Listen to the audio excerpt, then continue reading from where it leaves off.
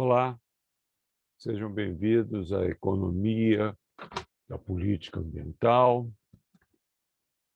Eu sou Jorge Madeira Nogueira e nós hoje iremos discutir aspectos econômicos ambientais do instrumento de comando e controle chamado legislação ambiental.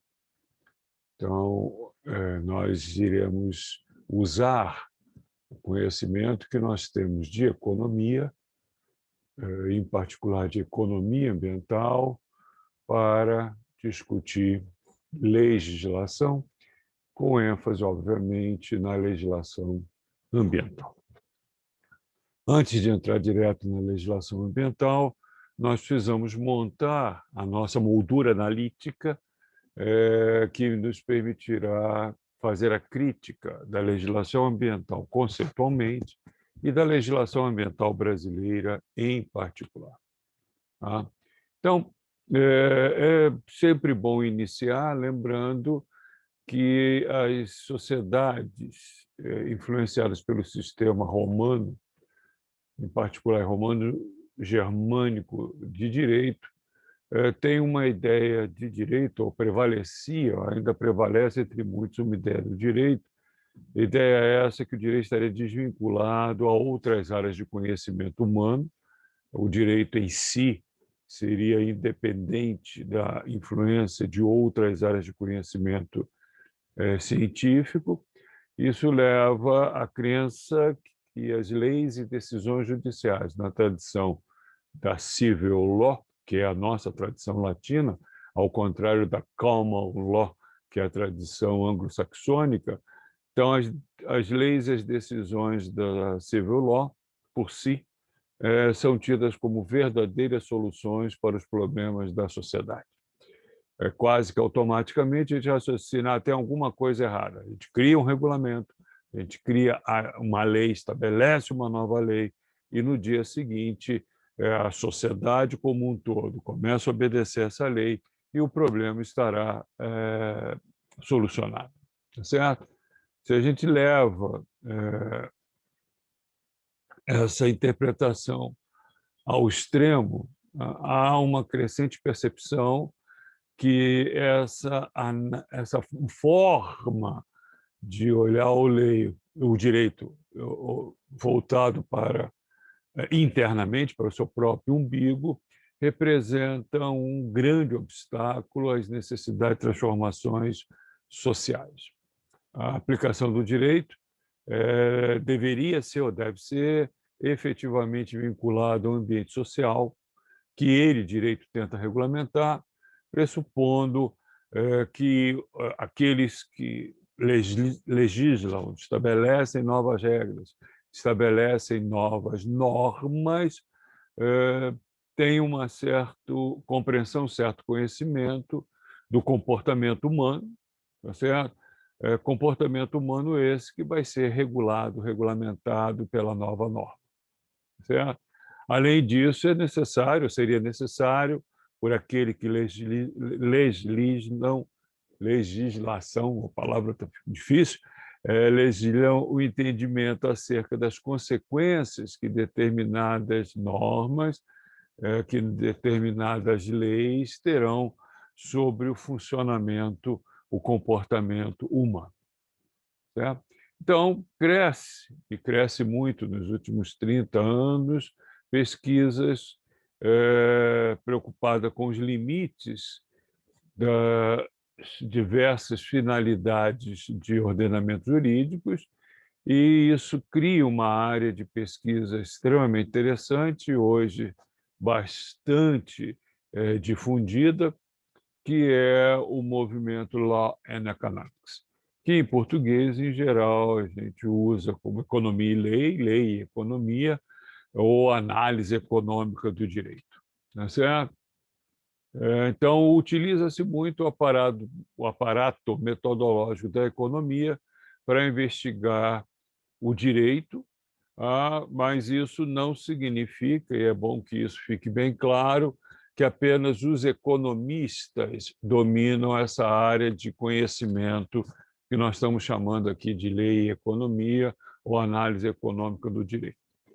Muito antes, pelo contrário, a maioria dos pesquisadores que atuam nesse ramo são juristas, são pesquisadores com uma forte formação em direito ou, em alguns casos, elas têm dupla formação. Têm formação em economia e direito ou formação forte em direito com algum conhecimento de economia.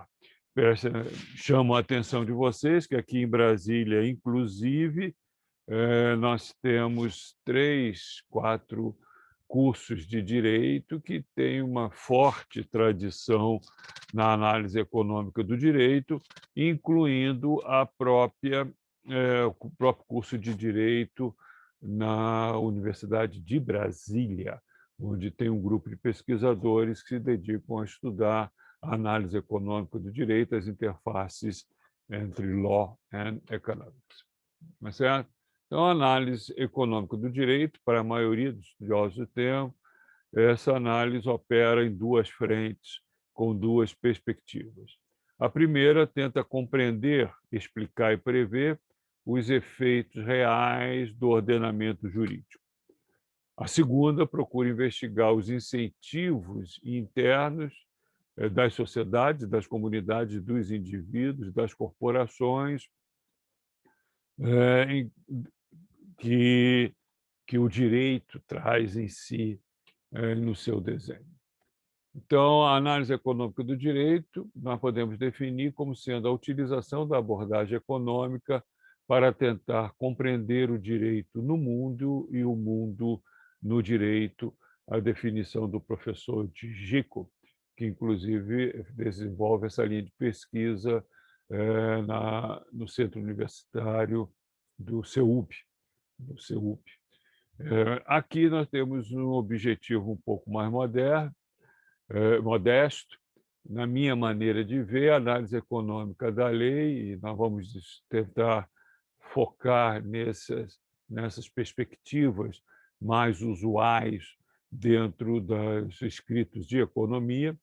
Então, a análise econômica do direito envolve 3 enfoques, que são distintos, porém relacionados de alguma forma. O primeiro enfoque é o uso da economia, dos conceitos econômicos, para prever os efeitos dos instrumentos legais. Por meio do raciocínio econômico, estabelecido uma norma, uma lei, um regulamento, quais serão as consequências dessas normas, dessas leis, desses regulamentos. Isso, inclusive, tem uma tradição fora da área ambiental. Trago aqui a manchete de 2015 do Wall Street Journal, um jornal diário de economia pop, muito lida por agentes de mercado nos Estados Unidos, que tem como subtítulo Novas leis têm consequências econômicas. Ignorar essas consequências econômicas não transforma essas leis em algo neutro. Então, o segundo enfoque é um pouco diferente. É o uso da economia para discutir que regras legais são economicamente eficientes, visando, e esse é um viés claramente dos economistas, visando recomendar que essas regras sejam adotadas e como essas regras legais devem buscar, de alguma forma, a eficiência. O terceiro e último enfoque é o uso da economia para explicar as regras legais atuais, como elas foram definidas. Se nós entendermos como as regras legais são estabelecidas, nós estaremos preparados para entender futuras regras legais. Né? Então, o primeiro enfoque, analisar as consequências de uma regra legal usando teoria econômica, é fundamentalmente a aplicação da teoria do preço. No segundo enfoque, a gente usa os pressupostos teóricos da economia do bem-estar, e o terceiro enfoque, a gente usa os pressupostos da teoria da escolha pública, The Cannabis of Public Choice. Só destacando inicialmente que o terceiro enfoque é o menos difundido, por razões que eu tento explicar um pouco mais adiante. Então, na aula de hoje, nós iremos ver os dois primeiros enfoques com maior ênfase. Não significa que eles sejam mais importantes do que o terceiro, muito antes pelo contrário, mas o terceiro tem dificuldades empíricas, principalmente no caso da realidade brasileira, e eu volto a esse ponto um pouco mais tarde. Tá? Então, antes de continuarmos, dado a ênfase que nós vamos ter na nossa discussão, então, quando um autor discute, analisa a análise econômica do direito, identifica, esses autores tendem a identificar a Universidade de Chicago, nos Estados Unidos, como a precursora do movimento da análise econômica do direito e a forte tradição da economia microeconômica neoclássica, da moldura marginalista, com contribuições da economia do bem-estar para as análises que são feitas dentro do AED. Certo?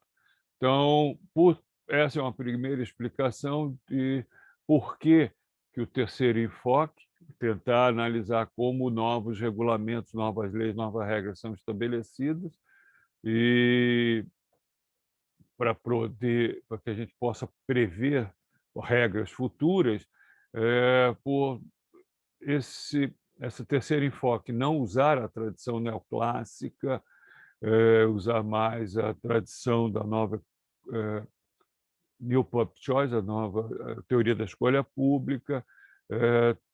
Talvez isso explique um pouco o esquecimento do terceiro uso da economia na análise econômica do direito. Certo? Então, quando a gente analisa a AED, em termos de linha do tempo, a gente percebe que há um período inicial estabelecido nos anos 50, focado em campos do direito estritamente ligados à economia. O direito antitrust, o direito comercial, o direito da regulação, o direito tributário. No segundo momento, você tem a fase instaurada a partir do início dos anos 60, que utiliza a análise econômica para explicar e criticar regras legais que não, obviamente, comportavam uma dimensão econômica, por exemplo, as regras contratuais. Então, as regras contratuais, você começa a analisá-las nos anos 60, vendo as suas dimensões econômicas, as suas consequências econômicas, os seus conteúdos que têm interface com a economia e com o comportamento econômico da sociedade. Também as regras de responsabilidade civil e até mesmo as regras de direito penal e processual. Então, acrescentam-se novas perspectivas do direito na análise econômica do direito. Seguramente, essa fase, a partir dos anos 60, foi muito influenciado pelo famosíssimo trabalho acadêmico, científico, que é o famoso artigo The Problem of Social Cost, publicado em 1960 por Ronald Harry Coase, Prêmio Nobel de Economia, e o mais citado trabalho em economia por outros autores. Certo? A partir do trabalho de Coase, nós temos quase 80 anos de pesquisa consolidando essa fronteira, essa área de fronteira entre direito e economia. No caso específico da área do meio ambiente, nós podemos dizer que o sistema legal ligado à regulamentação e regulação ambiental se baseia em 3 abordagens que buscam regular a intervenção governamental e minimizar a falha de mercado na oferta, na provisão de bens e serviços ambientais, notadamente a falha de mercado que nós vimos conhecido como externalidade. Essas três abordagens na área da economia, do direito ambiental, são as leis de responsabilidade, responsabilizando agentes pelas suas ações sobre o meio ambiente, os direitos de propriedade ou os métodos Coasiano, a determinação das regras do jogo, em geral na área ambiental ou na problemática ambiental, regras do jogo não são tão claramente definidas como em outras áreas da realidade humana, e, finalmente, a busca do mundo ideal científico através ou por meio de padrões de emissão, de padrões de uso e de degradação do patrimônio natural. Então, as duas primeiras abordagens são chamadas abordagens descentralizadas, a terceira é chamada abordagem centralizada, como muito bem discutido no trabalho de Husserl. Nós vamos, inicialmente, voltar aos três enfoques que eu mencionei, ou seja, as consequências econômicas da lei, com ênfase na lei ambiental, depois a busca da lei eficiente, dos instrumentos eficientes de legislação, e tecer rapidamente algumas considerações sobre como uma determinada lei, um determinado regulamento é desenhado e estabelecido. Tá certo? A ênfase vai ser muito mais nos dois primeiros enfoques do que no terceiro. Eu apenas explico por que o terceiro recebe muito menor atenção, no caso brasileiro em particular. Em um segundo momento da nossa aula, nós iremos incorporar as três abordagens que eu acabei de mencionar. Então, vamos começar por como a gente usa a análise econômica do direito para prever os efeitos das leis. Então, é o menos controverso dos três enfoques, o uso da análise econômica para antecipar, para predizer o efeito de regras legais alternativas. Em muitos casos, em geral, o resultado é mostrar que o efeito da regra estabelecida é radicalmente diferente do que o não economista poderia esperar. Certo? Então, vamos usar um exemplo extremamente simples, hipotético, apenas para poupar muitas horas ou minutos de considerações teóricas conceituais. O exemplo é simples. Um governo municipal passa uma nova regra, uma nova lei, um novo regulamento, exigindo naquele município que os proprietários de imóveis rurais eles notifiquem seus arrendatários com antecedência de 3 safras o desejo que eles, proprietários rurais, têm de não renovar os contratos de arrendamento. Em outras palavras, com essa nova legislação, os proprietários rurais devem dar um aviso prévio de 3 safras para os arrendatários, aqueles que efetivamente vão trabalhar a terra, que seu contrato não será renovado. Este novo prazo irá prevalecer, no nosso exemplo, mesmo que o contrato de arrendamento estipule um prazo menor, para evitar complicações analíticas nesse momento. Então, numa primeira análise, o principal efeito dessa medida parece ser que vai beneficiar os arrendatários, que agora têm pelo menos 3 safras para procurar outro pedaço de terra para arrendar, para tomar suas decisões do que plantar e como plantar. Então, esses arrendatários, pela nova legislação municipal, obtêm uma segurança maior no uso da terra. E um outro efeito também aparente, no primeiro momento, é que essa nova legislação prejudica os proprietários de imóveis rurais, porque eles agora passam a ter maiores dificuldades para a retirada dos arrendatários indesejáveis. Normalmente, os contratos são de 1 ano e o proprietário, ao final de um período de uma safra, avisa que não vai renovar o contrato. Então, os proprietários, na legislação anterior, tinham um maior poder de barganha vis-à-vis aos arrendatários. Ora, como economista, a gente percebe que essas duas conclusões são óbvias e são igualmente falsas. Tá? E por que são conclusões óbvias e falsas? A nova regra municipal vai gerar mudanças na curva de demanda por terras. O que significa isso? Significa, pura e simplesmente, que o preço que os arrendatários passam a estar dispostos a pagar, a DAP desses arrendatários, naquele município, essa disposição a pagar tende a crescer, uma vez que eles estarão conseguindo uma mercadoria mais atraente naquele município vis-à-vis pedaços de terra para plantio em outros municípios. Há um preço mais elevado, há uma disposição a pagar mais elevada, os proprietários também podem ficar incentivados ao aumento da oferta de terra, oferta de imóveis para aluguel para arrendamento, com o posterior deslocamento da curva de oferta.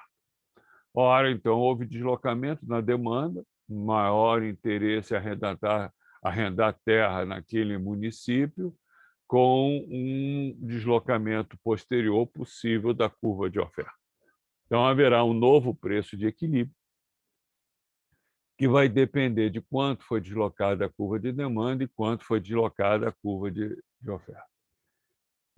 Assim, usando a análise econômica, nós podemos perceber que a regulação pode beneficiar o arrendatário no curto prazo, às expensas do proprietário, como inicialmente a gente pensou.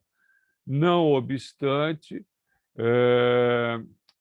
passado um certo período em que os arrendamentos tenham tido tempo para ajustes com deslocamento de oferta e demanda, o arrendatário está melhor pela maior segurança e acesso ao imóvel, é verdade, mas pior, porque vai estar pagando um aluguel mais alto para os proprietários.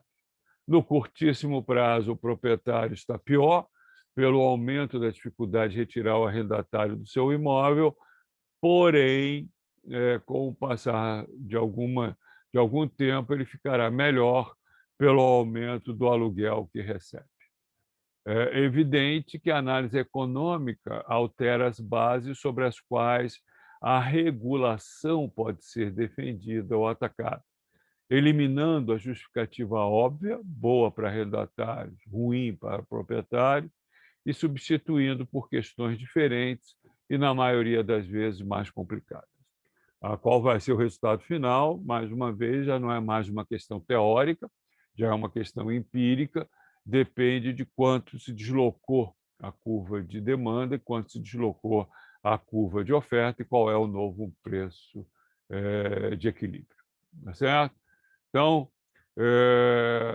já percebam que há uma mudança considerável na forma como você analisa uma determinada eficácia, ou seja, o poder que um determinado regulamento, uma determinada lei tende a alcançar um determinado objetivo e as consequências para as partes envolvidas.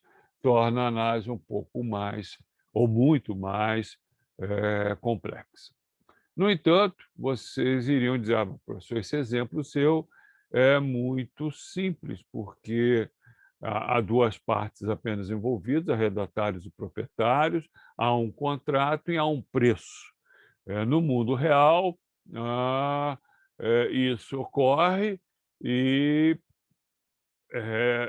a análise econômica aí traz a contribuição de reconhecer que uma mudança imposta por meio de um instrumento legal, de um instrumento de regulamentação, de regulação, em termos de um contrato, vai resultar em uma mudança do preço de mercado.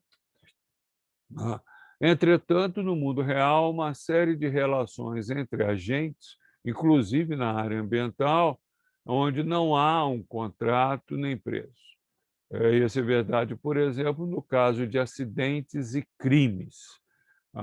Então, alguns poderiam pensar: "Bom, ainda bem, a economia não vai dar palpite, economistas não irão dar palpite na área onde há acidentes, tá?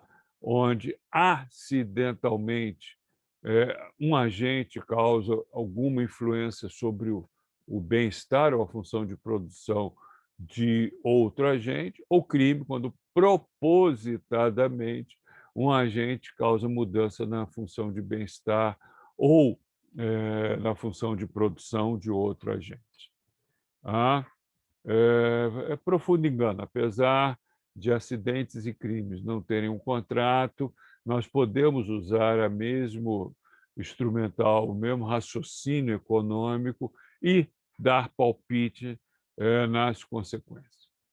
Na análise das situações, acidentes e crimes, a contribuição essencial da economia é incluir explicitamente o elemento de escolha racional envolvida na produção de resultados.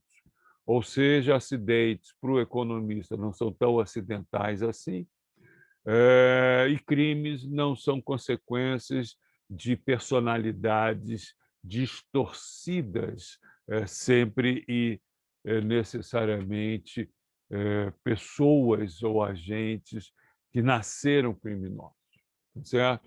Para o economista, muitos acidentes e muitos crimes são derivados de escolhas racionais.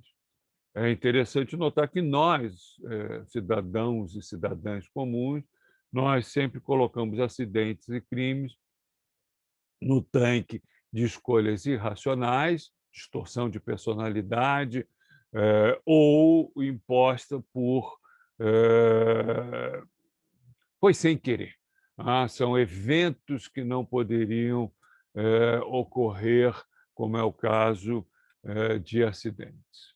Então, vamos começar com os acidentes e o acidente automobilístico. A gente sempre acha que o acidente automobilístico foi ah, puxa vida, não dava para antecipar. Aconteceu sem querer.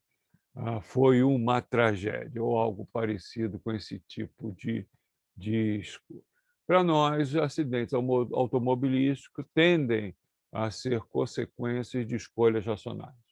É óbvio que a escolha racional não é que o motorista decida sofrer um acidente. A escolha racional deriva de uma série de escolhas que esse motorista faz, escolhas essas que afetam a probabilidade que um acidente venha a ocorrer. Por exemplo, o motorista decide a velocidade que dirige.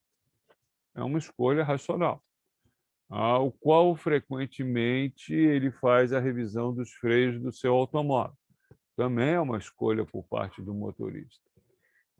Também é uma escolha do motorista prestar atenção na rua, na estrada, no seu ato de dirigir, ou preferir bater papo, conversar, trocar informações com o passageiro que está ao seu lado ou no banco de trás, tá certo? E essa quanta atenção dedicar ao ato de dirigir também é uma escolha do motorista.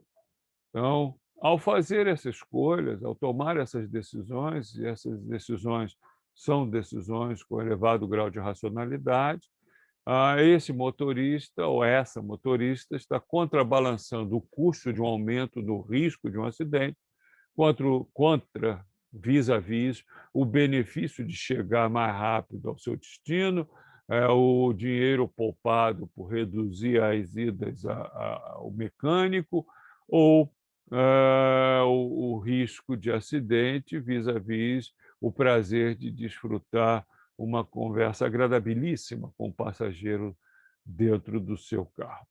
Tá certo? Então, um trabalho clássico de 75, de Peltzman, demonstrou que automóveis mais seguros tendem a resultar em maneiras de dirigir mais perigosas. É uma decisão do motorista, porque se sente mais seguro dentro do seu automóvel mais seguro, fazendo com que a redução na taxa de mortes por acidente fosse compensada por um aumento do número de acidentes. Tá certo? Isso resulta de escolhas racionais dos motoristas que escolheram dirigir mais rápido com menos cuidado, na crença que o custo de assim proceder se reduziu na medida que os automóveis estavam ficando cada vez mais seguros para ele ou para ela, o motorista. O trabalho de Peltzman está aí referenciado para quem tiver curiosidade de ler. Por outro lado, se o motorista sabe que ele será responsabilizado pelo custo de quaisquer acidentes que ele ou ela provoque, levará isso em conta na hora de dirigir. Ele sabe que se atropelar alguém, se bater em alguém, terá que pagar indenizações a essa pessoa. Então, isso entra na sua lista de elementos para tomar decisões. Isso, inclusive, foi analisado por Elizabeth Landes em um estudo quando ocorre uma mudança no seguro de automóveis dos Estados Unidos, reduzindo, em alguns casos, retirando a responsabilidade civil do motorista. Houve um aumento na taxa de mortes em autoestradas de certas regiões norte-americanas, variando de 10% a 15%. Aí também a referência do trabalho de Elizabeth Landes, para quem tiver a curiosidade. Tá? Quando nós discutimos falhas de mercado, aqui na nossa disciplina de Economia da Política Ambiental, nós mencionamos esse tipo de comportamento que a gente denomina como uma das falhas de mercado, e vocês devem lembrar que nós fizemos referência a essa falha. Tá certo? Vamos ver se vocês lembram. Isso é algo que vocês podem mencionar no exercício de vocês. Então, essa maneira que nós temos de olhar um acidente é importante na análise de ambas as leis concebidas para prevenir acidentes: limite de velocidade e leis de responsabilidade. Tá certo? Que aí deixam claro de quem é responsável pelo acidente. De uma perspectiva econômica, os dois tipos de leis são ferramentas alternativas para controlar o mesmo propósito, para atingir o mesmo propósito, que é controlar o nível de acidentes. Então, aqui nós já temos uma moldura de raciocínio que nos permite trazer a discussão para a legislação ambiental.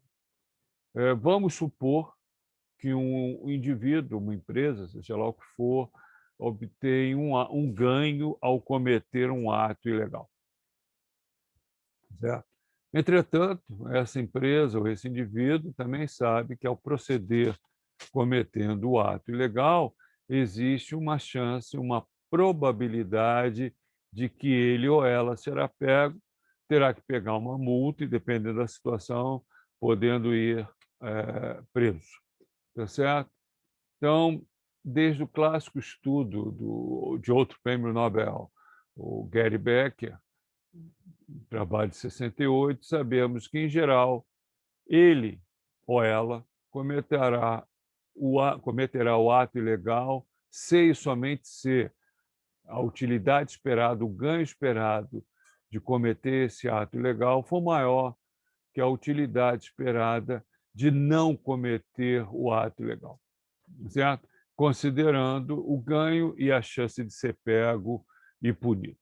Certo? Obviamente, a chance de ser pego e punido diminui a utilidade esperada do ato ilegal e aumenta a utilidade esperada de não cometer o ato ilegal. Então, a utilidade do ato ilegal pode ser influenciada pela probabilidade de ser pego, pelo valor da multa, pelo tempo de permanência da prisão. Vamos formalizar isso para tornar o nosso raciocínio mais rigoroso. Se nós chamamos de G o ganho a ser obtido pelo ato ilegal, se ele for cometido, P a probabilidade de ser pego, F o valor da multa, T o tempo de prisão. E para tornar o nosso modelito um pouquinho mais sofisticado, a gente traz um lambda que é a desutilidade do prisioneiro por unidade de tempo de prisão. Apenas para tornar mais charmoso o nosso modelo. Então, agora a pergunta que vem é, considerando essas variáveis, esses parâmetros, quando é que vale a pena cometer um ato ilegal? Tá certo? Quando a utilidade de cometer o ato ilegal suplanta a utilidade esperada de não cometer o ato ilegal.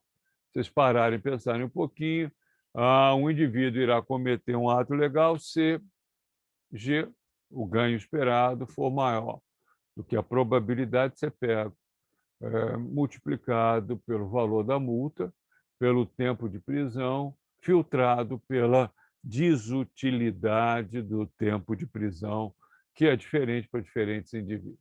Assim, percebo que, aumentando apenas o valor da multa, o infrator só irá alterar o comportamento ilegal se a probabilidade de ser pego for significativa, se P for significativo.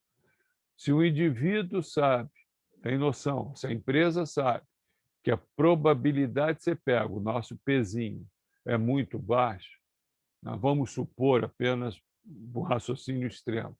Se P for igual a zero, tudo que segue a P multiplicando é igual a zero. Então, qualquer ganho de um ato ilegal vale a pena. Traz um ganho, porque G vai ser sempre maior do que zero. E aí nós temos a situação de que, se o infrator achar que ele não será pego, ele tende a manter o comportamento ilegal, tende a ser um criminoso, tende a ter pouco cuidado e causar acidentes e assim sucessivamente. Além disso, para ser eficaz, o valor da multa deve ser elevado o suficiente para desestimular o comportamento ilegal do agente. Então, isso é importante, que o valor da multa tem esse componente de desestímulo. Então, quando se calcula o valor da multa, não é simplesmente achar que é igual ao valor do dano, são duas coisas distintas. Assim, o valor pode ser diferente do valor da indenização, tende a ser, para ser eficiente, deve ser igual ao valor do dano que está sendo causado. Essa é a busca do valor da compensação. O valor da multa precisa ou tende a ser diferente, muitas vezes até mesmo maior, para desestimular que a infração, o dano ou crime seja cometido. Certo? Então, a multa deve motivar o degradador a não degradar, para que o crime não compense. E o valor da compensação deve forçar o degradador a pagar o custo social da degradação causada. Fica claro desse slide que são duas coisas correlacionadas, porém razoavelmente distintas. Mais tarde, quando nós falamos, inclusive, de valoração econômica, nós vamos voltar a esse ponto. Ora, então, nós vimos como é que a gente pode utilizar a análise econômica para antever se determinadas regras, regulamentos, instruções, normativas, leis vão alcançar efetivamente o objetivo previsto por quem criou essas normas, essa legislação, esses regulamentos. Certo? Agora nós vamos ao segundo enfoque, que é analisar a eficiência da lei. Então, no nosso próximo vídeo, nós discutimos como usar os instrumentos conceituais da economia para perceber se leis regulamentos, normas podem ser eficientes, quando elas podem ser eficientes, e nós vamos ver como resultado, só para motivar a curiosidade de vocês, aumentar a curiosidade de vocês, leis, regulamentos, normas tendem a trazer em si um embrião da ineficiência. Mas isso é assunto para o nosso próximo vídeo. Então, foi um prazer tê-las aqui, e nós voltaremos já já com a continuação dessa nossa aula. Até lá.